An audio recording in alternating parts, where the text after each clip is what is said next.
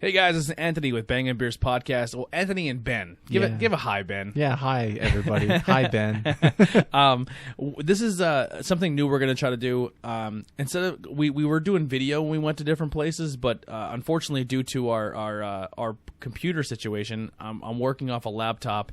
And on borrowed time, and it's literally on its last leg. This thing is dying. It's trying its best to stay alive, but it's very, very hard to do video. So we're gonna try to just stick to audio only for the time being for the podcast and do our stuff that way. So when this whole COVID ends and we can go to a brewery, we're probably just going to stick to audio, but you can definitely follow us on our brand new Twitter and Instagram pages over at Bangin Beers Podcast or Bangin Beers Pod on Twitter. And you can check us out there and follow us. But this interview here, super, super happy this happened. This happened very spur of the moment. We sent him a message and Nate got back to us immediately. So this is... I'm going to butcher it. I had it memorized when I first did it. Nate Kresge. Kresge. Thank you, Ben. This is why I keep you around.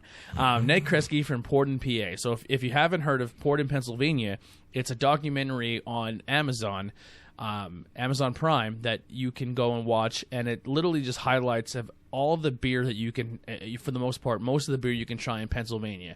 It's beautifully shot. The camera work is gorgeous. It's a lot of insight on different types of beers or what these breweries challenges they go through, and just overall the partnership they all have with one another. And we got to sit down and talk to him and learn about some new future products they have going on. We're going to find out his favorite style of beers, some breweries they love to do, and hopefully give you some more insight of more of what we also try to put out there is different avenues that you can try as a beer drinker, even if you're brand new or you're a craft beer drinker for years. We'll try to put you in the right direction so you can go to maybe support veteran-owned breweries or dog breweries or anywhere just on different social media apps where you can find that information. So when you're making your trip to go out for the day to go and get some food and maybe try some beers, we put you in the right direction. But once again, thank you so much to Nate and everyone over at Porton, PA. Here's our interview with them. I hope you guys enjoy it. Ben, anything you want to say? Because I didn't let you talk too much last time. Just say something weird. Wow. There it is. All right. Here's some Faith in Exile music, and we'll see you after the music and get it right into the interview.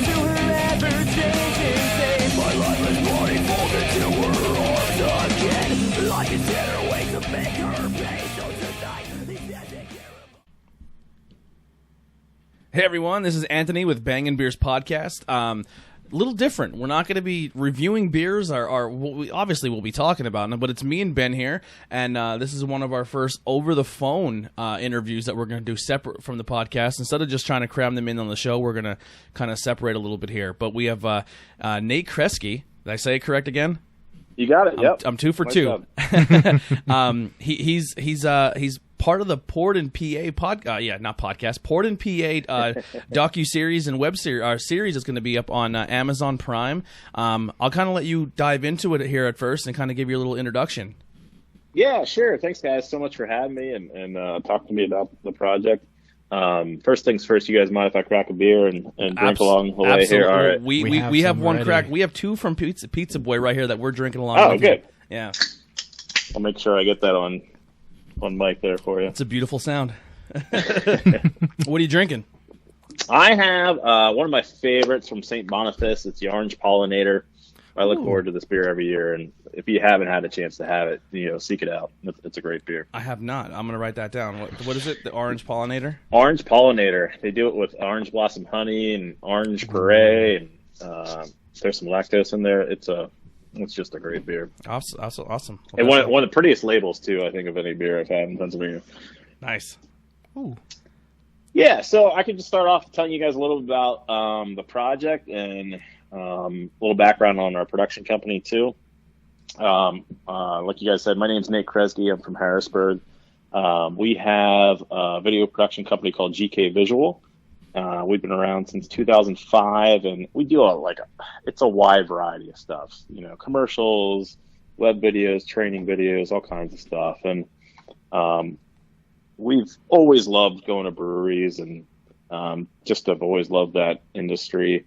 When we're on the road, we're always seeking out the closest brewery at the end of a shoot, and it's just been like home for us. And even before we did Poured in Pennsylvania, we did a documentary on just the Harrisburg area called Brewed in the Burg, and put that. You can still find that on YouTube if you search it out. It's nowhere near the level of Poured in Pennsylvania, but it's a nice little snapshot of what the brewing industry looked like in Harrisburg at the time. And when we did that, we fell in love with it. We wanted to do a statewide version, and a couple years after that, we had the chance to do it. So, we traveled the entire state, did everything from breweries and planning, the home brewers, all the way up to Yuengling, and a little bit of everything in between, from Erie to Philly, you name it. So one of the questions I get asked a lot is like, well, why isn't this brewery in it, or why isn't my favorite brewery in the Because film? there's so many. There's so many. We're like close to 400 or something like that, which is beautiful. Yeah, but we got like 70 in there, so you got a good selection. Yeah, and it's crazy how many have changed since that documentary has aired. True, yeah. We've tried to update it, and it was too much to keep updating. Yeah, people change, and it's like football free agency and basketball free agency. People are changing all the time. Brewers go from one or start their own. It's insane. Yeah, and I think that's a cool thing about the industry too. Is that we talk about that in the film a little bit. How it's almost like an apprenticeship. You go, you work at one place, and you kind of learn the ropes, and knock on wood, you grow, and you maybe even open up your own brewery or go work somewhere else, and it's kind of cool that way. And it's a family, so there's not too much animosity when that happens. It's almost encouraged at times. So it's cool to see. Yeah. Nice. Now, how many people are part of the of your team, of the Poured in PA team? So there's 5 of us. It's Sean, Nick, Doug, and Sarah. And everybody kind of wears a lot of hats. And I directed the film, but really everybody had a hand in, working on the interviews and shooting and editing and driving and, just all the things that go into putting something like this together. Mm-hmm. Awesome. Now, very, very jealous, by the way, of the Yuengling work, because we're right in Yuengling's backyard, and we've been grinding for 2 years, and they have no idea we exist. Oh no! I'm literally we shoot in Frackville, but we're always in the Pottsville area and really plugging the School County area. And I think we have a pretty decent following in the area, but they have no idea of our existence at all. I'm a huge Yuengling fan. Like I am a huge fan of their beer. I'm one of the only guys who like, because our area is really weird. Like people either love Yuengling or they hate Yuengling. There's nothing in the middle, and I'm one of those guys who are very pro Yuengling, and I'm just like, oh my god, like look at they're supporting Yuengling. Because when I seen the beer thing and I seen you guys actually go into the Yuengling thing, I was like, that's awesome. Like that's like. I'm very proud of the history of not only just Pennsylvania brewing, but just having the godfather of brewing right here in our own backyard of craft beer. Yeah, and I think you nailed it too. Whether or not you like to have a pint of Yuengling or not, I mean, you got to appreciate the history. And if you have time, I can tell you some cool stories about. Absolutely, we're here as long as you need us. All right, sounds good. Well, real quick, what is your favorite? If you're in a bar and they have the entire allotment of Yuengling product, what are you going for? Oh, man, Oktoberfest, I think. Nice. I'm a Chetty guy. I'm a Chetty boy. Yeah. I like my Chetty. I'm a hit or miss on Chetty. I Yeah. gotta be in the mood for it. I remember in college having a black and tan for the first time, like just sludge. Now I love it. Yeah. So. Well, it's fun because like when you order black and tan and it's bottled or canned, it's actually premium and porter. But the way it's supposed to be made and the way they recommend you make it is Chetty and porter. Oh, that's cool. Yeah. Yeah, so when you go and get one made at the brewery, that sometimes they'll pour from the black and tan handle, or you can say, "Can I get a black and tan with Chetty?" and they'll hand make it right there at from the taps. It's fantastic. Oh, that's cool. Yeah. Well, full circle for me. I mean, this will probably come out after the event, but tomorrow night, as we sit here and talk, Yuengling is going to sponsor a watch party on Facebook of our film. So that was really cool. Yeah. That they reached out to us for that, and growing up with Yuengling, I never would have thought I'd have a film that Yuengling is promoting and pushing out to their fan base. So yeah, if I was them, I'd promote it too, man, because they definitely look great in it, and it's very hard to find employment or even get involved with the Yuengling company because every single employee who works for them likes them. They take real good care of their people. Yeah. Yeah. Well, so real quick, we went up to Yuengling, and it's intimidating sitting down with Dick Yuengling, and there's really no reason to be. I mean, he's such a nice guy. I've seen him at events where he's just in a bad mood, and you kind of get this vibe like, don't bother me. But he couldn't have been more welcoming to us when we went up there. He and Wendy, and so we had a great talk with him, and we recorded a bunch of stuff, and we get back to the office, and my guys give me a call and they said, "Hey, the card in your camera when you shot, did you switch cards? There's nothing on the card that was on your camera." And I'm like, "What are you talking about?" And we like to, punk each other, and I thought they were just give me a hard time. And sure enough, my camera did not record his interview. We had two cameras rolling. The other camera recorded, but mine had all the audio. So I was just like, and that's the first time that has ever happened to me. I'll knock on wood here, but you said that and my anxiety spiked. I've had that. I just felt sick in my stomach. Like it was, I mean, of all the interviews we did, I mean, not to take away from anybody else in the film, but like, geez, man, like that was not what I was looking forward to hearing. And so I called up Sarah, our producer, and I explained the situation, and she's like, "All right, well, I guess I'll reach out to them and just see if there's any chance they'd be willing to have us back." And they couldn't have been more gracious and said, "Yeah, come on back." And so we scheduled another day. We go up, and I'm nervous the whole time. And if you've been up to Yuengling, I'm sure a lot of your listeners have. The visitor center has those gigantic doors there, and we got there before they opened, and some knocking. I felt like I was going to see the Wizard of Oz, and banging on the door, and the door swings open, and it's Dick Yuengling standing right there, and I said, the first thing he says, he goes, "You guys look familiar," and I said, "Oh, thank you so much for doing this again." And he's like, "No, thank you for coming back." And he gave us another great interview, and at the end of it, he's like, "If you guys ever need anything, let us know." Like he just did everything he could to make it a great experience for us, and I'll always be appreciative of that, especially they're just so when it was our fault. Yeah, I'm a big fan of like the local music scene and stuff, and in the Schuylkill County area, man, our music scene is fantastic, and he is so gracious with bands. Like there's so many bands that are like sponsored by Yuengling, and he'll be like, "Hey, here's a box of stuff. Take it to your shows and give it out to people." Like they're just so like welcoming when it comes to like helping out local people and local businesses. Yeah, they're always sponsoring bars. Music Fest and all that stuff. Yeah, yeah, they're super cool. It's super cool company. Perfect. Everything you said about them made me like them even more. So I'm happy. Okay, cool. Yeah, I mean, and then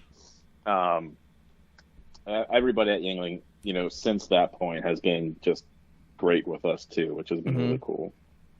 Now, what was the idea of really getting into the craft beer scene and really pushing for the Harrisburg one and then turning into Port and PA? Yeah, and for people that haven't seen the film or don't know a whole lot about the inside of the industry, it's a family, right? And everybody just really works together, and we don't see that in too many other industries. We work with all kinds of industries by our nature of our business, video work, and one of the guys, actually Al from Pizza Boy, we had interviewed him for Brood and the Bird, and he made a great point. He's like, this industry is unlike any other. You won't see two pizza shop owners calling up the other guy and being like, "Hey, I'm out of dough. Could I borrow some dough?" Yeah, it's very true. Doesn't happen. Yeah. But in the brewing industry, that's common. You need some hops, you need some grain, Collaborations. Yeah, anything. Could you imagine if your favorite two pizza shops worked together and said, "Hey, we make great dough, we make great sauce. Let's do a collaboration pizza for the weekend." You're never gonna see it, right? Yeah, and they cheer each other on. It's cool. There are things where there's beefs between breweries once in a while and different things, but for the most part, everybody in the industry sees how this helps out the industry as a whole. So we've always been impressed by that. We love beer, so it just was easy for us to slide into telling these stories. We had a lot of friends in the industry to start off with, and obviously a lot more now. So it was a story that we were happy to tell and we're passionate about. Yeah, we've been very fortunate. When we started this podcast, it was just two dudes sitting in the kitchen and going out and getting beer from all over the country, and then try to focus on a little bit of everything.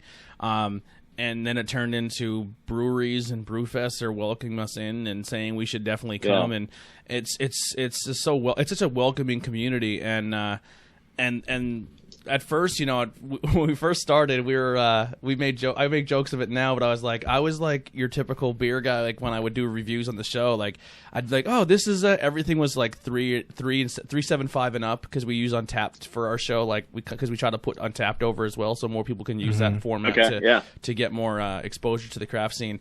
And now I'm like, you know what? I'm like being welcomed by different breweries and actually sitting down and talking to them, and realizing that, like, hey, if you overhype scores, you're not being honest. We'd rather you be honest than, and I'm like, you know what? All right. So now my scale is like 4 and up. You really have, like, a 3 is fine. You know what I mean? Like 3 and up is fine, but you have to really work for that 4. And my beer perspective has changed, because when you're in this, doing this for so long, and even just like 2-3 years, your palates change and your styles change, and a beer that you really liked before, you come back to again, and it's not a knock to it, but you're like, yeah, this is a different taste to me now. I'm maybe I'm not enjoying it, or I enjoy it more because of this reason, Yeah.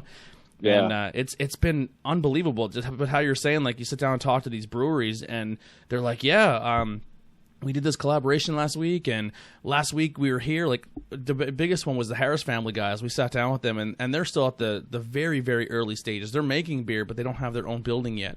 They have a building. They do have a building. Yeah. Just not to the point where they're at the very bare bones of it. Yeah, when we were there, they were still putting some stuff together. Like, it was very bare bones. But I mean, just for them to be like, Trogs reached out and said, "Hey, come on up and take a tour, and we'll talk. And if you guys ever need help with like a lab equipment or this or that, we got your back." Yeah. And like for guys who are working out of like an old warehouse, who are still building and at the bare bone stage, but they're passionate and people see that, and then for a company like Trogs to turn around and be like, let's work together. That just shows you the levels of beer. Like, you could be a home brewer, or you could be just at the beginning stages, and the big dogs, you would say, are still turning around and like, hey, we'll work with you. You know what I mean?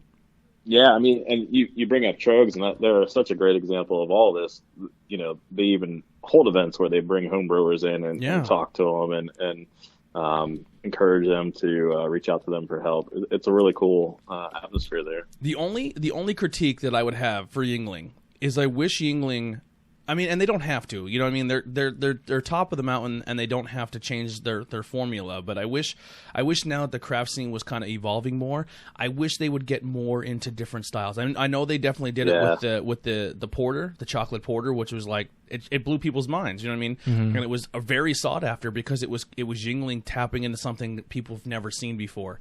But like, if Yuengling turned around and said, we're doing a collaboration with Trogs, that would be amazing for the craft beer scene. I just wish they were more open to do stuff like that, like kind of open their doors a little more to how the rest of the craft beer brew scene is now. Like I wish they would reinvent themselves a little bit. Not reinvent, but like everyone's like they're making a new beer and everyone's super excited for it.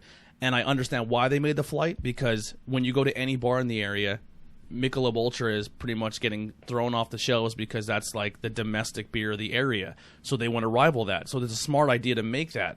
But for a craft beer fan, you're like, you already have so many light versions of your beers. Give us something like that porter again. Give us an IPL back. Give us the summer wheat back. Because people bring back the Bock. Yeah, bring back the Bock. The IPL was really good. I thought. So that would be my only critique for Yuengling. I wish they would kind of. Even if they did small releases to kind of get hype out there or work together with some other breweries, that would be fantastic to see, just as a fan of Yuengling, to see them do that. And I think that's where Trogs is killing it. Like, they're very high up. Like, I would say, like, Trogs is right behind Yuengling when it comes to exposure in our area. And they're willing to work with everybody. And even a presence then, too, on top of that. Yeah, they have a great presence. They have it together. Yeah. Yeah, it's I mean it's tough too though, because they obviously have a following in a marketplace, that when they do shift, they hear it from the other side too, right? So I'm like, I don't know, I want beer that tastes like beer, and all that kind of stuff. So absolutely, I get it. But it's definitely a double-edged sword, but that'd be the only critique I have with them. But just a testament to Trogs, how like they'll work with anybody, and their product is fantastic. So that being said, what would be your favorite style of beer when you go out and you're picking up some beer from somewhere? Where do you lean more towards? So I'm definitely a bit of a seasonal drinker. I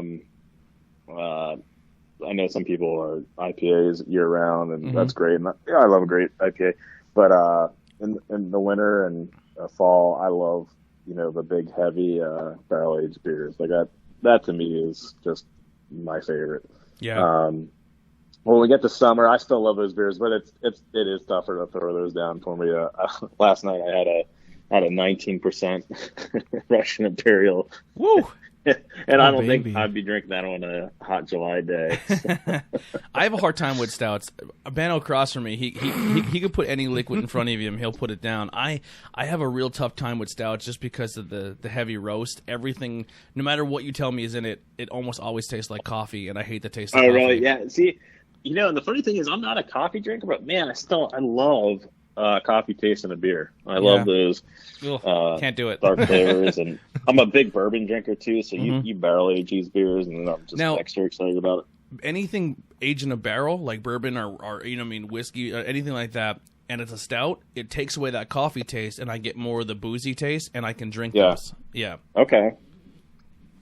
Yeah. But here I'm sitting with this orange pollinator, and it's a heavy and completely different, and I love it too. So it's tough for me to say, what's my one go-to, and I hate to say it too. A lot of people find their favorite beer and they just keep drinking that over and over. But I love trying everything new. Yeah. And if I don't like it, I don't like it. But I'm not much of a flight guy.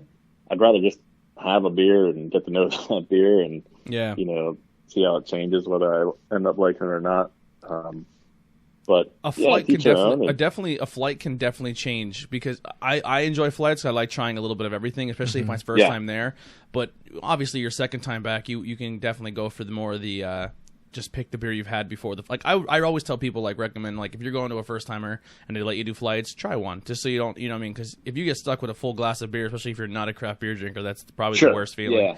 But I'm a real big fan of pilsners and lagers. Maybe it's just because growing up with Yuengling in our backyard, it's hard not to shift away from those. But I love my IPAs. I used to hate sours, but I got into sours. Ben forced me. I went through a sour gauntlet with Ben, and my palate changed really quick. I have love-hate with sours. There's some that are great, and some are just just too sour and ridiculous for me. And then drinking too many of them, I just don't feel great. The acid reflux the next morning. Oh boy, These people that do sour fest, I don't know how they do it. I'd be dead. You wake up the next day, you're breathing like a dragon. We actually just had a sour. It was a hazy milkshake sour. brewed with gummy dicks. The gummy. Oh, is that the one from Pizza Boy? From Pizza Boy. What a fantastic! I'd never had anything like that before. It was fantastic. But also, like Ingenious, I've never had a beer from them I didn't like. Because I know. Yeah, they used to be in PA, and then they moved to Texas, and I don't think I know any of their stuff. They're awesome. They're really good dudes. I had to drive all the way to Texas to get their Infinity Gauntlet or Infinity Hop beers. Yeah, it's pretty wild. Hint, hint, wink, wink. That's cool. You had to drive all the way to Texas to get those beers. Yeah, just got that, huh? And one of the cool things that kind of get brought up in the documentary too is how insane and how quick and how often Pennsylvania is changing its liquor laws for the good. I mean, you couldn't get a beer out of a gas station, but as soon as you cross state line, you could. And for Pennsylvania alone to be the leading is it still like the leading in the country for craft breweries? I think it's California. Well, it's we produce the most craft beer of any state. Mm-hmm. And we're in like the top 5 for number of breweries. Yeah, I think we're number 2. Because that's really? Like 400 and some, and then California beats us by like 300 odd ones. So they have about 700 breweries. Yeah, which is nutty. Okay. I'll tell you what. I've had beers from California and Vegas area and that whole West Coast style. I mean, they're good, but you can definitely tell when you're having a New York, Ohio, Maryland style Pennsylvania beer. Like it's just a different water source coming off the mountains. It's fantastic. And I know it's talked about in the documentary too how people from other states come and try Pennsylvania beers and like your water source is amazing, and it definitely shows in our beers. Yeah, it's to the point now. Obviously, with Trogs was in Harrisburg and they moved to Hershey, and the amount of work they had to do to just change the water to get that dialed in. So water is such a huge role in brewing. And now, like a lot of the bigger breweries, really process their water and get it to the point. With Yuengling being brewed in both here and down in Florida and Tampa, they had to do a lot of work. But you put those two beers together, and you wouldn't know the difference. But it also, I mean, with what you're saying though, that limestone water and stuff is part of the reason that we have such a rich history of brewing in Pennsylvania. Yeah. Now, if you can, I'm not putting you in a spot. I'm not telling you to pick your favorite kid here. But if you were, so here's like a thing that we're doing. So we're going to do a collaboration with a podcast in New York. So what we're going to do is we're going to take what we think are some heavy hitters in Pennsylvania, and we're going to go up and do an episode with them, and we're going to do a beer thing with them and bring all PA beers, and then they're going to tell us what their favorite New York style beers are, and we're going to do a collaboration. Like we're driving to New York to hang out with them for the weekend. Who would you, if you can help pick our lineup for that that weekend to represent Pennsylvania to go and take to a New York style thing? What would be some top breweries in the area that you would say you would have to have at least one or two from these different places? So these are any style you're talking, or any style, any brewery in Pennsylvania? Yeah, that is a tough one, and I'm going to get in trouble here not naming some, but well, I'll tell you what. Since I have it in front of me, St. Boniface I think makes some just fantastic beers, and they're often overlooked. I think across the board, they just make just really solid beers. And then blocks from my house, I have two great breweries I can walk to that I often will grab and take with me when I'm on the road. I have 0 Day with walking distance from my house. Yeah, we would love to do something with both of those places. We'd love to do something. Yeah, we're big fans of 0 Day. Both great beers, and both make some really great beers. Millworks is more you're just straightforward, true to style beers, and just really clean, just awesome beers. And then 0 Day does a lot of different stuff with theirs. And then also in Harrisburg, there's a brewery called Boneshire. Yeah, they're fantastic too. Yeah, just great beers. So I'll rally around my local guys here for this one, but that's safe. I see we went there. Stand behind them. But I'll tell you what, you could throw out any part of the state, and I could tell you a handful of each place. I mean, the Pittsburgh area has so many great breweries. Yeah, we want to tap into that a little bit. That we have a pretty good lock with just like the School County, Luzerne, Carbon, and then like the Harrisburg area. Obviously, Harrisburg area is flooded. Like there's so much good stuff out there. Yeah, right before. Yeah, I mean, you can't beat Trogs. I didn't even bring up Trogs just because they're so well known. But yeah, well, definitely. Yeah, that's the thing too. Is like obviously we could bring a Trogs and the Yingling, and we probably will just to say we did it, just to kind of say, hey, these are our heavy hitters from our area. But we want to definitely bring those maybe unknowns to the New York style, like that maybe people can't get up that way. Fun fact, a crazy thing, my dad actually moved up to the Cortland area, and it's easier for them to get Abomination than it is us. Yeah, they've definitely spread their wings up there. But yeah, right before this all went crazy and the world did a downward spiral, we were at Liquid Noise. Yeah, what'd you think? Oh my God, fantastic! Only to be open 9 weeks and have 15 different beers to try. That's unbelievable. And great food. Yeah, Brad Moyer there. I mean, he's been brewing for a long time for different people and on his own, and definitely knows what he's doing. All fantastic beers. Yeah, he does some great stuff. And then we went to another one we got to sneak in right before everything went crazy. Is we went to Mellow Mink. Yeah, well, that's a cool experience too. Yeah, if you like sours. Yeah, they do a lot of. I walked in, I was like, man, this is beautiful in here. Like, I feel like I'm underdressed. It really is. it's gorgeous.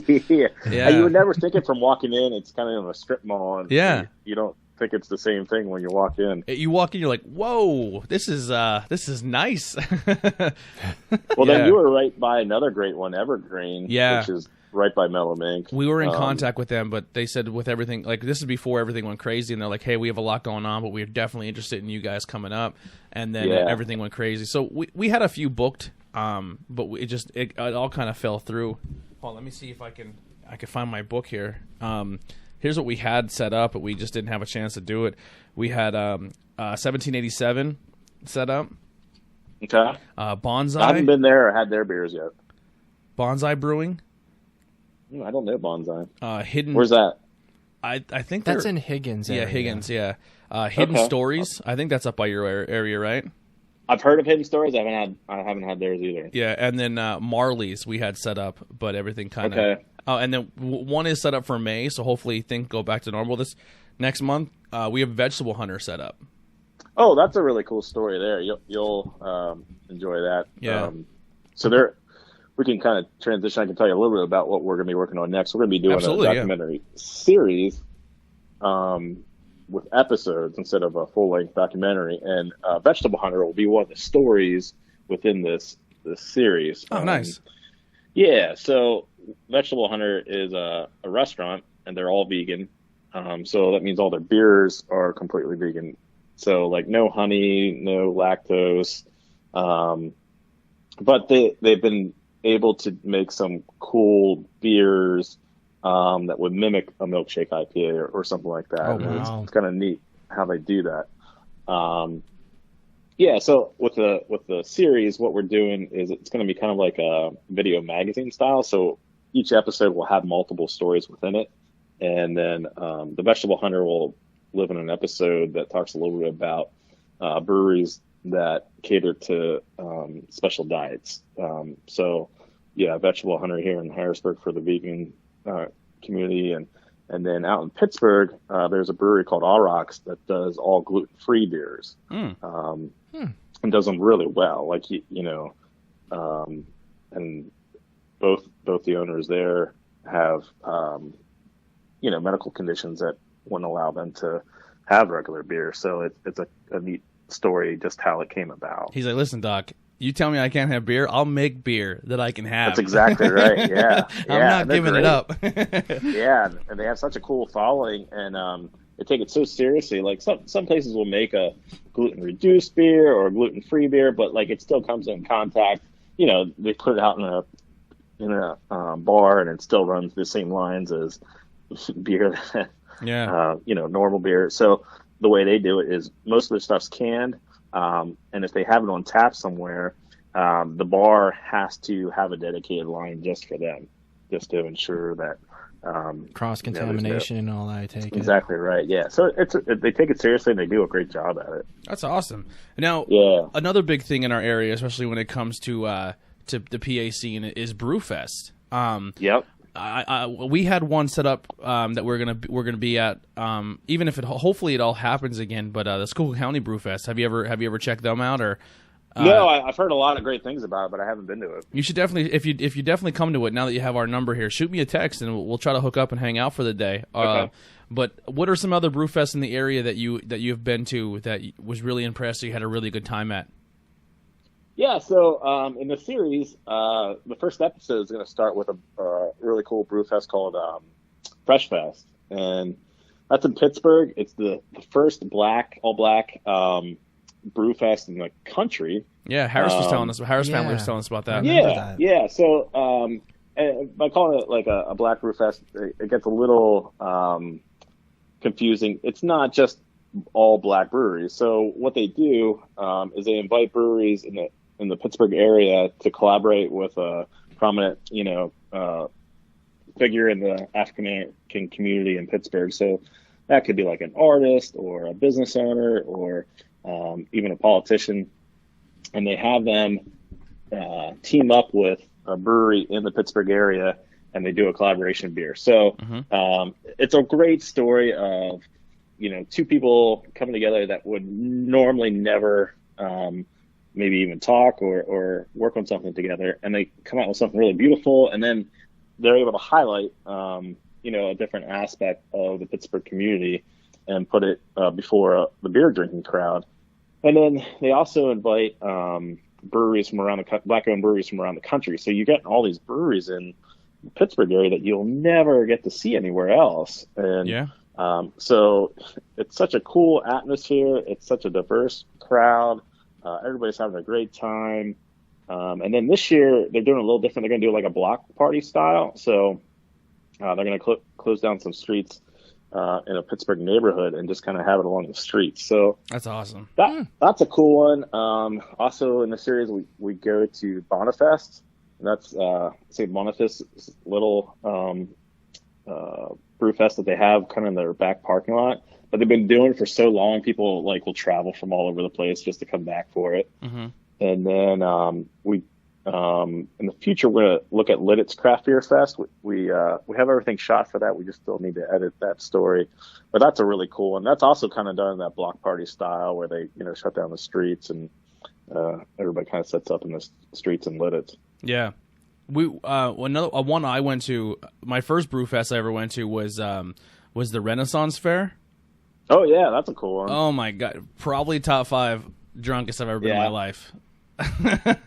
It was a blast because it's so much. Cool. There's so much space to put people in there, and there's so many breweries from Pennsylvania, Maryland. Everyone's there, and it was just such a good time. And you pay your money, and you just walk up to like a Renaissance Fair stand, and like, "Here, have free pizza." Like, I'm like, "This is amazing." You get one of those giant turkey legs. Yeah, it was so awesome. I absolutely loved it. And then we were gonna do the next month the Burke's Pepper Jam. Oh, I don't know that. Yeah, that was the first time I was ever going to experience that one. It's like a lot of there's a lot of beers, but then obviously I do a lot of pepper style beers, like the jalapeno beers and stuff. Yeah, but man, there's so much cool stuff. And my biggest thing is what we try to accomplish at the podcast is pretty much the same thing you guys are trying to do. Is just putting that awareness out there of what's in your backyard when it comes to beers, and what we try to do too with our reviews and going to breweries is. I'm not an educated. I'm getting better because talking to people who are educated beer drinkers and learning the process. Not so much. I never want a craft beer. You know what I mean? If somebody was like, "Hey, let's do a podcast beer," I would be like, "Cool, I'll help name it," because I know nothing else about beer, and I that's not my forte, and I just don't need to take on another hat. Drink it. Yeah. But I try to tell people like, hey, if you're brand new, and a lot of things we do too is our guests, like we'll have someone join us at the table or bring someone along with us that's maybe brand new to the craft scene or says, hey, I don't like IPAs because the first time they ever had an IPA, they got hit with a super, super hoppy one and not maybe one that should have been something more in their wheelhouse. You know what I mean? So we try to help bridge that gap because where we're from in the coal region area, there is craft beer drinkers, but 9 times out of 10, you go in a barn area, it's all domestic because people are they're not going to spend over a dollar or two for a draft beer. But we're trying to say, like, listen, no, this is not a knock to those beers, but like they just mass produce that stuff. These craft breweries put love and passion and do stuff with their beer, like, and it's maybe a little higher alcohol content, so you're paying a little more, but you're gonna get to that finish line a little quicker there too. Yeah, you bring up a good point for a lot of these breweries that are opening up in smaller towns and communities where craft beer isn't as well known. It's a learning curve. Yeah. They almost have to educate their base a little bit about what they're even getting into in the first place, and whereas you open up in a big city, people are familiar with craft beer and they kind of know what they're getting into. Part of this documentary series that we're going to do, and that's just going to be called Poured in PA. So I know it's a big difference between Poured in Pennsylvania, the film, and Poured in PA, the series. Yeah. So when I say Poured in PA, I'm talking about the series. But we'll do each episode. We'll do a little brewery spotlight and try to feature a different brewery that you might have not have heard of before in that. And a lot of these little ones, they'll open up in a Main Street area where there wasn't much going on. It actually helps to reinvigorate the downtown area, and then they're bringing people in that are not necessarily used to having a craft beer, but are excited to have a new bar in town. And but the cool thing is when you go in to these little places, they often have great food, which a lot of these areas don't have a good little pub or something like that. And then you can also you're meeting the person that's making your beer. You get to sit down and talk to them, and that's one of the coolest things about going into a brewery is that there's a great chance that you're going to be sitting there talking to who actually crafted what you're drinking. There's not many other establishments in almost in any industry where you go in to purchase a product and you can be talking to the person that made it. Yeah, it's really cool too to like have a beer in your hand and go to a brewery and they're like, hey, and I'm like, just look, all I see is giant tanks, and I'm like, are they there for props or is that there for, you know what I mean? And they're like, no, here, grab your beer, let's go for a quick walk. Like, here's what we do. Yep. We start here and then we take this and we put, and I'm like, it's kind of like teaching beer to kindergartners, but it's super fascinating and you have a really good time doing it. So not only are you going to a brewery, but 9 times out of 10 you're going to get that experience as well. And even if you ask, like, if you tell a person who's tending, like bartending to you, like, hey, how does this all work? 9 times out of 10 they're going to be like, give us 1 second, and they'll go get the person that's there that's probably brewing that day, and you can go and take a look at everything that's going on, because everyone's so, like you said, it's a community that's like none other. Everyone's so welcoming. Sure. It's just fantastic. And I just want more people in the area to know how many cool things are going on when it comes to the craft beer in Pennsylvania, and you guys are definitely, to me, one of the forefronts to the media side of things. I appreciate that. Honestly, like we started this and I found out about the documentary, and I didn't see it, but I kind of follow what you guys do, and as well as you and Breweries in Pennsylvania, another Facebook page, and they kill it too. Like, just so many good media outlets that do just a great job when it comes to all that. Like, we're kind of like I said, I have probably put too much on my plate, so most of my focus goes on podcasts or just like an Instagram page, or like I'm trying to get better at Twitter. But you guys have just a really, really great setup, and I just love what you guys and a lot of these other people in Pennsylvania are doing to bring more awareness, and my hat's off to you. I'm happy that you guys are willing to work with this, because another thing you can come across too is people just like, nah, you're doing this kind of the same thing we're doing, go away. But that craft beer camaraderie kind of goes to this aspect as well, and it's really good to do collaborations and work with people. Yeah, I mean, when you boil it down, we're talking about beer. I mean, he doesn't like beer, and there's no sense of getting all worked up over it, which is funny. You still have these people that he talked about on tap reviews, and people just get vicious and nasty sometimes. It's not worth it, man. There's so much more to life. What I do too is what I do with my Untapped is, like, if I have a stout, I'll try it and I'll check it in, but I won't score it, because I know going into it, I don't like that style of beer, so I'm not going to tank their score and say 0 because I hate stouts. Then why the hell would I even check it? You know what I mean? Like, like, so I just do it on an unscored and just say, hey, I had it. You know, I'm not a big coffee. I'll put in their description, not a big coffee guy, and go from there. Now, do you have an Untapped that people can follow you to kind of maybe, because I know a lot of people. I have my personal one. Do you give that out, or is that something you? Oh yeah, I mean, I don't care. Let me see if I can even remember what it is. And that's like, I don't care. I got my phone here. Like, what is the guy from Portland, PA drinking? I wanted to check that out. Yeah, nothing exciting. I mean, don't get too excited about following me. I think I'm just Nate Kresge. So it's just NateKresge. Yeah, go ahead and find me there. Awesome. You'll find I'm not good at giving bad reviews.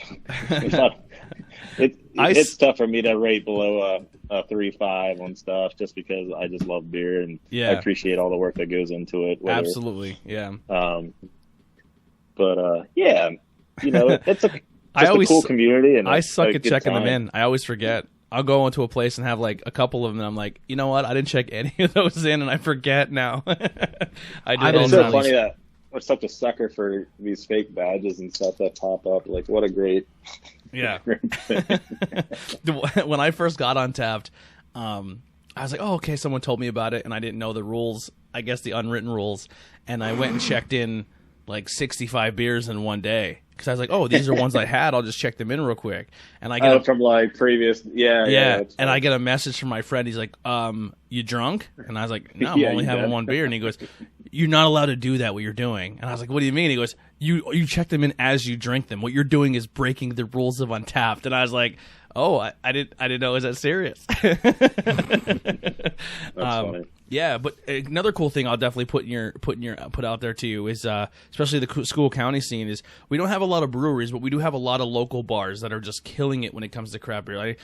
Like Frackville, there's maybe at every single bar that's in Frackville, I think every single one of them have a really good craft selection, which is 3 of them. Yeah, like, you know, Black Diamond, Compass Rose, they just do a really good job with their craft selection. Jimmy O's and Romans, yeah, every once in a while, 4 of them. Yeah, but there's actually 2 breweries going to be starting up very soon in Pottsville. So Yingling's going to have more craft breweries in their own backyard. Cool.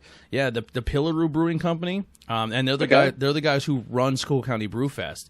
So they're getting their own brewery. They started as a homebrew guys, just kind of working out of their at home, and then working with collaborations with different people. And then the guys that walk around with the wrestling belt. Yes. Mm-hmm. Yep. Yeah. Okay. Which is, I love that fest because I'm a huge wrestling nerd. So just like to kind of incorporate wrestling with their brew fest is just a blast. It's such a good time. Well, they just added a second brew fest, so they do one in November called Brews Giving. And that theme is tag team championship. So now two breweries walk home with a belt because the whole theme of that brewery or that brew fest is collaborations. So 2 breweries work together and they go into a pool of like 2-man teams, and then whoever wins takes home the tag team brew championship, which is awesome. And then, that's fun. And then every wrestling has to have a secondary title, like your Intercontinental. So now, this new brew fest that they were going to do this year, that's kind of on delay. They're waiting to see if they can still do it. They're going to have a homebrew title, so it's going to be a whole section just of homebrewers. Oh, cool. Yeah, so it's really, I mean, it's fun that it's obviously incorporated with pro wrestling, which is awesome for me, but it's just a really fun way to get everyone together. I think they do a really fantastic job. And then another brewery opening up is going to be called Black Rock. And that's going to be opening up in Pottsville within the next probably year or two, depending on everything that's going on. But yeah, we have two breweries starting up in Pottsville. Guys, what it's like for you guys to get beer right now. I know, like around here, I can go over to Zero Day and they'll do curbside pickup, and I've actually had some stuff delivered to my house already. I didn't know if you guys have any around you that are doing that kind of a thing. So, like I said, for us to go get to a brewery is hard. We do have some in our Tamaqua area, but they're not at the point of cans. And I'm not a big growler guy because I don't. It's a lot to drink before it goes. Yeah, and I to me, it just loses its flavor too quick because it loses that carbonation and everything. But we have, like I said, the right a couple blocks away, the Black Diamond in Frackville. They're still doing food, but they'll also still keep their craft beer selection in. So they have a lot of like Pizza Boy, Topple and Goliath and stuff like that. Okay. New Trail, and you can go in and get a 6-pack to go, and you can walk in, get some food, and also leave with some beer. a lot of the different brew, like our biggest saving grace in our area is distributors. So like the Keg Stand in Monte City, they're still open, and you can go in there and get not only just your domestics, but they have an awesome craft selection. The Craft House in Minersville. So in our area, it's not so much we don't have access to breweries. We rely heavily on distributing beer stores. You know what I mean? Like different stores in our area that cover the craft beers, and you can do mix of sixes or just get a whole 6-pack to go. So that's kind of where we sit when it comes to the craft beer scene. Most of the time when we have beers, we're traveling to the Harrisburg area, or we're traveling, out of the area to try to get some beer. We're definitely. It hasn't really hit super, super heavy in the School County area, and hopefully that changes soon with Pottsville. Or we go to places like the Humboldt Tap in Humboldt, which is right outside of Hazleton, and that's just like a craft brew tap house where you walk in and there's, maybe 15, 16 different taps on that are just all filled or dedicated to craft beer.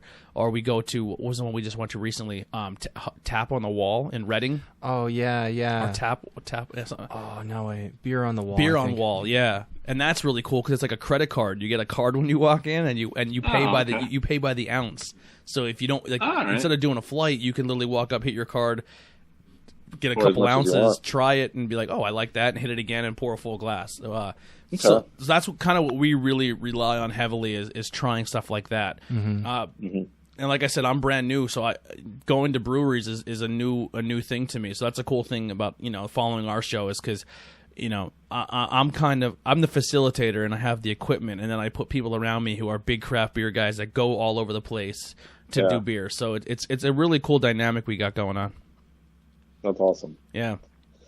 Yeah, I mean, it's a great time. Right now is not the best time, but it's a great time to just get into it. When things are normal and you can be bouncing around, there's so many places to check out, and it's people are sometimes intimidated to go into a brewery for the first time, but really because they're popping up all over the place now. I mean, if people are used to first timers and people that are just trying to get in to try something new, and they're more than welcome to, more than happy to talk to you and kind of walk you through what they have going on and explain things to you too. Yeah, that's the biggest roadblock that we found is people are like, all I drink is Miller Lite or all I drink is Coors Light, and I don't want to try something because I don't want to put the money into it. And they don't realize if you go to a brew place, you can be like, or even a bar, like most bars in our area, like, hey, I don't really know what New Trail is.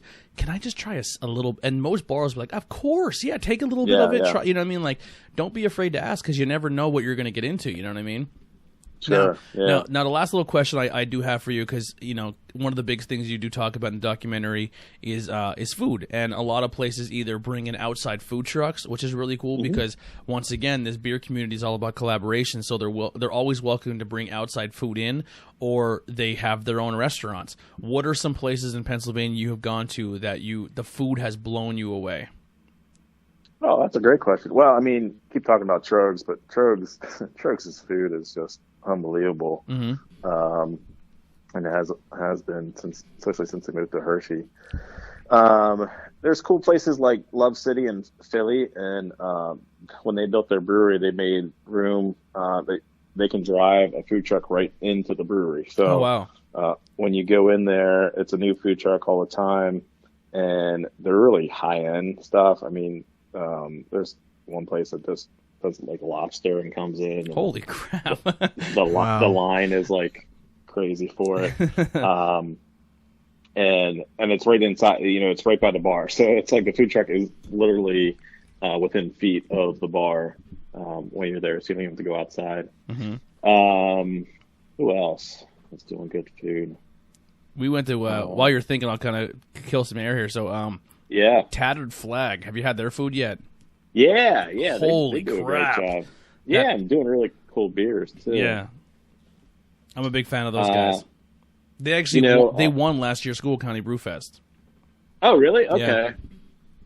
Yeah, I mean they have a distillery too, which is kind of the distillery, coffee shop, food. And even during this times, they've been making hand sanitizer. Yeah. It's such a cool story. And they're veterans. So if you're all about supporting veterans, veteran-owned breweries, that's definitely one of them. The Iron Hill chain, all those Iron Hills do phenomenal food. In Philly, there's a place called Earthbread Brewery that makes their own flatbread pizzas and just like really wholesome food that's phenomenal. And they're one of the originals in Philly doing craft beer. There's so many, like Pizza Boy. Al makes just awesome pizzas. And I walked in, bought 3 6-packs of beers, walked out to the car, and because we used to have a Chick-fil-A in School County and we lost it, so like that's like our holy grail of like food. And he's like, all right, well let's roll it out. I was like, wait, if I came all the way to a place called Pizza Boy as an Italian, walked in and bought that much money's worth of beer and don't leave with a slice, I'm an idiot. I'm like, I'll be right back. So I threw my mask back on because it's you have to have a mask to walk in. So you walk in like you're robbing the place. And I was like, can I have 2 slices of pizza before I get out of here? And they're like, absolutely. And then it sparked up more conversation. Hopefully that's a place that we can go do an episode at once this all blows over. Well, he's a Hazleton boy. He's from your neck of the woods. Really? Yeah. Yeah. That's right. You were telling me. Yeah. Yeah. You get him talking about Hazleton, he won't stop. We could talk about the Polka King because he was from. You ever see that documentary? I heard of that. Yeah. Yeah, with Jack Black. It's a movie on Netflix called the Polka King, and it's about this polka star. He was from Hazleton, and he ran one of the biggest Ponzi schemes in American history. Oh, that's funny. Yeah, and he's from Hazleton. That's so funny. 2 others real quick I'll just throw out there for food. Sterling Pig Brewery in Media does awesome barbecue, and so does the Tin Lizard in Bryn Mawr. They do amazing barbecue as well. Kind of rare finds. Yeah, and that's a cool thing too, man. Is like just to give another plug out to breweries on breweries in PA. You check out their page; they'll give you a lineup of all the veteran-owned breweries. They'll tell you every brewery that is kid friendly that you can bring your kid into, and they also have an entire lineup of pet friendly, like dog friendly breweries as well. So some people don't even realize that there's breweries you go walk into and there's a dog sitting there. You're like, this is great, beers and dogs. Like this is fantastic. We're actually going to have a segment on that in the series here coming up. Allegheny County out in Pittsburgh. Yeah, they're kind of allowed to have dogs, so it's very common to see dogs sitting in the brewery. Dude, I walk into a bar and I see a dog sitting there, and the dog walks up and greets you. I'm all about that. That's my favorite thing in the world. Like I could pet a dog, and because my wife, she's not a beer drinker. She hates the taste of beer. She's not even an alcohol person. But she's a great DD. So if I can bring her to a place that has fantastic food and also some dogs, that extends my drinking time, Yeah.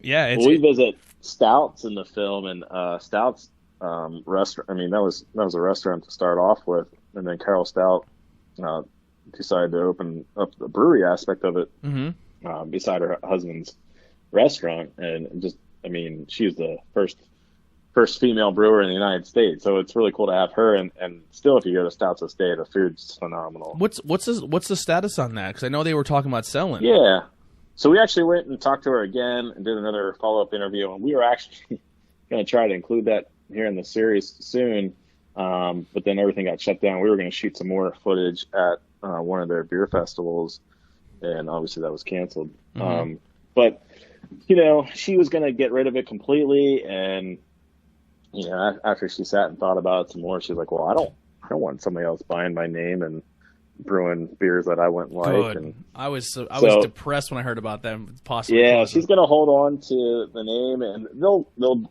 brew beers for in-house, and then probably some smaller accounts, just kind of scaling back for right now anyway. With what they're doing, which makes sense. And I'll tell you what, just going to Stouts is an experience. Sitting down at the restaurant there and having food, so it's definitely worth the visit. And we gotta go. I'll tell you, a lot of the Stouts beers are still favorites of mine. The Scarlet Lady is like a classic. Yes. So I absolutely love semi-pro hockey games. I'm normally, if you gave me a ticket, if you're like, Tony, you can have free season tickets to go to any local hockey team, I'm going to pick Hershey Bears all day long. All my professional favorite teams all play in DC, Virginia. I love PA, but I just don't like her sports teams. But all their minor league teams, I'm all for. But I like the Hershey Bears. They all go to the Capitals. I'm all for. Oh, Bears are a great team. Yeah, but I fell in love with the Reading Royals for something about the city of Reading. Okay. They used to have an indoor football team, the Reading Royals. I have a great time every time I go to a Reading game in that arena. The tickets are super cheap. You can get glass seats for almost next to nothing. And one of the places, because when I went there, I was like, all right, I need to have a beer. I want to get a beer. So I walked up, and they have a huge Stouts has a huge table, and there's this little. I don't think she's the owner, but she's a little old lady who runs it at almost every hockey game, and you can get a cup. Now you pay for the cup. I think it's like $20, and it comes with the cup and your beer, and it's a very large cup. And no matter what beer you pick, they will fill that cup, that Reading Royals cup. And all refills after that are $9. So it's way more than a pint. It's huge. That's cool. Yeah. So I went up there and I was like, and I think I got like their triple IPA. I don't even remember what the name of it was, because after two of those and sitting there watching hockey, it made it so much more fun. But yeah, I'm sure because of Reading Royals games, I absolutely fell in love with Stouts. And then I was like, hey, they might not be there anymore because they might be selling. I was like super depressed. I was like, please God, keep them there. Still see them. Yeah. And if you're going to Reading a lot, Reading's got some really cool breweries there. Chatty Monks is awesome. Yeah. Mm-hmm. And then just down the street from Chatty Monks is a Broken Chair. It's really cool. And then Oak Brook Brewing is in this old fire station. It's definitely worth checking out. And they do some really cool beers too. How do you get your research when you're coming? Like, say you're going to go to, like, before this all came out, and you got your foot in the door with the beer scene. Like, so someone like me who's brand new, who's still trying to figure out, but I do a podcast so you can kind of document my journey, I guess, with my friends. We go to Williamsport for the day. What do you recommend when it comes? Like, I use Untapped. Is there any other source that you would use or recommend? Say you're in a city and you're like, where can I go get a craft beer, or where's the closest brewery to me? Yeah. So, you talked about the breweries and PA guys earlier. They do a great job of posting that kind of stuff. I have an app for just traveling even outside of Pennsylvania called Brewery Map. Okay. And it's really cool. I think it's actually a pay. You actually do have to pay for this one. But you can, wherever you're at, you can even type in the location, and it's going to bring up breweries that are around you, and then give you a little description of each one. You can even map out a road trip. So say you're traveling from, say you guys are going to travel out to Pittsburgh, you could plug in that route, and Brewery Map will put all the breweries along the road that you're going to be passing through, that you could swing by on your way. That's fantastic. That's a good plug. I always try to find that kind of stuff out, because, like, even going to Harrisburg, we sat down with the Harris family guys, and we were just wrapping up. We're packing up our stuff. I'm like, where can I get just go buy some beer in this area? I mean, maybe a lot of breweries might be closed by now. But where can we go to get some beers? And they're like, right now the closest to you would be Bresky's. And we're like, all right, we'll type it in. And then we walked in and we're like, oh my God. Yeah, you hit a good one there. If you went to Bresky's, that's for sure. Me and two of my members on the team. My beer I'm drinking right now. Really? So me and two of my members on my team, one that you're sitting, that's also here is Ben, and then our other guy, Jason, have traveled back. Drove all the way to Harrisburg to go back to Bresky's and like buy sixtels and buy cases and buy all these beers for our show, because their selection is so amazing. Like, they have an insane and that walk-in selection. Cooler, like they have this huge walk-in room. Yeah, where they keep all their IPAs cold, and it's something else. They're fantastic. That's another big plug. If you're in the Harrisburg area and you want to try a beer out, and you just want to, you could buy just one can and walk out. Bresky's is your spot. I have to give a little disclaimer. We have done commercials for Bresky, so I'm a little partial, but no, that place is fantastic. You heard it here from us, and they've never paid us. There you go. Yeah, so much cool stuff in the Harrisburg area. We're jealous. We're very jealous in School County. We hope School County gets to that point, and a lot of our local bars are definitely adapting to the craft beer scene. And our podcast is kind of helping. Like, we have breweries, our bars are like, hey, we love craft beer too. If we work with your podcast, and we've done episodes sitting in a bar, like they give us a table and we set up our equipment and we do record an episode, and they give us a couple beers to review, and we say, hey, we got these beers from this bar. If you want to try them, come to this bar. So like, we're definitely trying to bring that awareness up too. Maybe we can't hit up as many breweries, but we try to hit up our like local bars. We try to hit up distribution places. So we're trying to definitely cast our net out pretty wide. But man, I really appreciate you, Nate, letting us do this and calling in and working with you. Sure, yeah. Thanks for having me. I appreciate it. Now, if you want to check that Port in Pennsylvania documentary, you have to go to Amazon Prime and definitely watch that. They do have a Facebook account, obviously on Facebook, and you can get some merchandise there. The T-shirts are fantastic. That's thanks. That's on my list right now. Once I get back to work and get steady paychecks, I will own a Port in Pennsylvania T-shirt, and I will plug you guys. They're going to hook you up there. And then they also have this really cool thing going on their Instagram and their Facebook, where you promote another brewery and they'll tag you on their Instagram stories. I'm on it right now as well. I did a plug to our Pillaroo boys.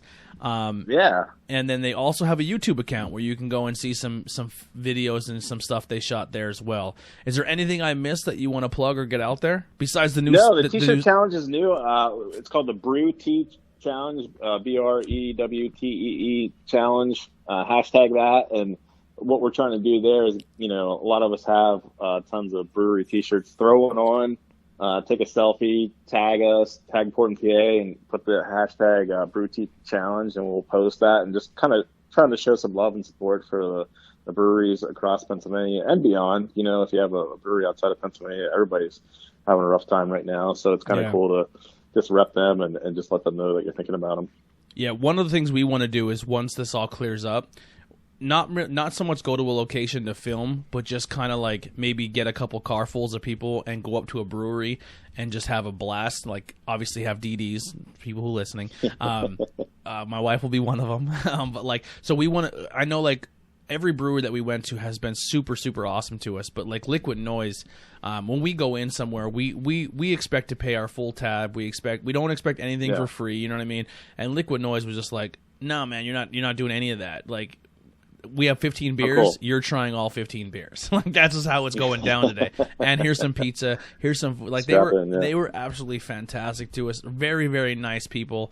And like I said, being a big music fan, they always have like a live music going on. They're building a venue next to their place, so they're gonna get like some major. Like, they have a venue that's going to hold a couple hundred, maybe to 1,000 people, and you maybe see some pretty decent bands in that area where you can have see some really nice bands and also drink some great beers.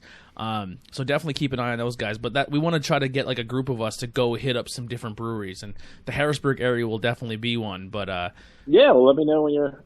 I'll shoot you a text. Maybe you can meet up with us. Yeah. I know how you're saying that 0 Day's right by you, and so is was it Boneshire, and there are two of them that are definitely on our radar because we're big fans of their stuff. Cool. Yeah, hopefully we can do an episode with them and work something out. But if you ever need anything for the documentary series too, we'll love to work with you on there. Yeah. So with the documentary series, be watching for that. If you follow our social media, we'll kind of give an announce date. We don't have a solid launch date yet, but we're thinking here at the beginning of May. Perfect. You'll see that on Amazon Prime, and then I think it's going to be 5 or 6 episodes to start. So some good binge watching while you're still kind of stuck at home. Listen, man, my wife, I am a proud owner of Amazon Prime because of your series is on there, and I'm really excited to continue on with that.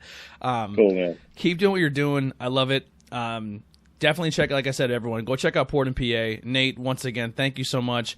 Once this all clears up, we got to have a beer and sit down and talk. All right? You bet. All right, guys. All right. See you guys next time. This has been Bangin Beers Podcast, our first separate interview. But see you guys next time.